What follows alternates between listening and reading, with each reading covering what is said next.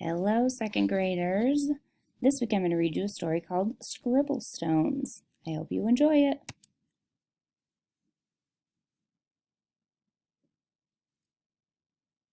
This story is about one happy stone who was gray and round and rarely alone.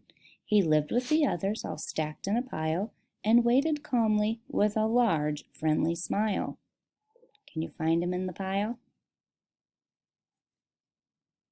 Each stone had a purpose, but it wasn't known yet. Some would be landscaping, and some a stone pet. There were so many things that the stone could be, the hardest part was just waiting to see. Stone knew that his purpose would brighten someone's day. He just wasn't sure how or in what kind of way.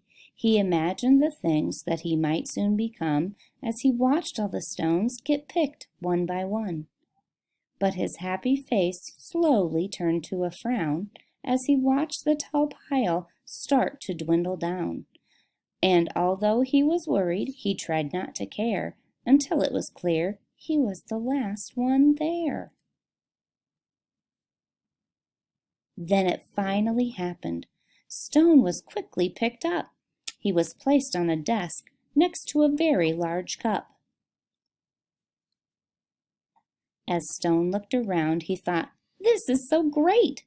But soon he discovered he was a dull paper weight. "I'm supposed to bring happiness, not hold paper still. There must be a mistake. This just can't be my skill." Then all of a sudden, a splatter flew high, and then some bright scribbles came wiggling by. They were headed right toward the short paper stack, and they filled up the paper on the front and the back. They were all making art. It was happening so fast, Stone feared that the paper would simply not last. He couldn't believe just how much the pile grew. Then he heard a small cry from the Fun Splatter crew. "We knew that this pile was getting too tall. There is no more paper. We have used it all." The scribbles all cried. They now saw it too. "This is a disaster. Oh, what will we do?" Stone didn't want the scribbles to cry, so he thought of something that they all could try. He slowly rolled down the very large pile and said, "I know how to make you all smile. I know I'm not paper, but I like art too. Do you think you could spare some red, yellow, and blue?" They loved the idea and could not wait to start. Scribble began making a happiness heart. Splatter then painted some pale baby blue. Another scribble added a sunny gold hue. It didn't take long before more stones showed up, and soon the line grew behind the large red cup.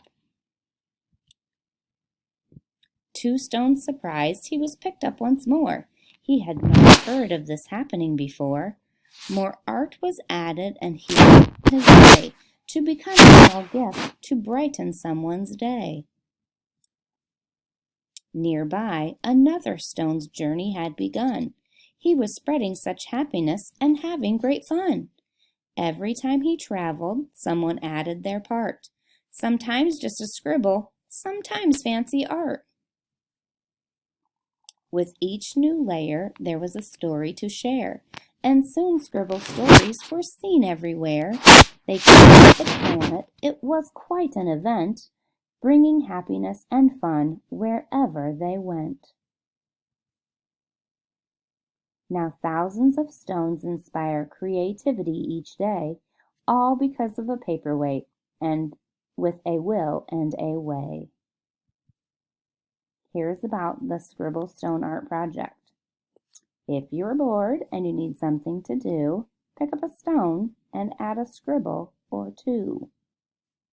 Or you could use a piece of paper and draw a stone and add a scribble. Hope you're having a great week. We'll see you all soon.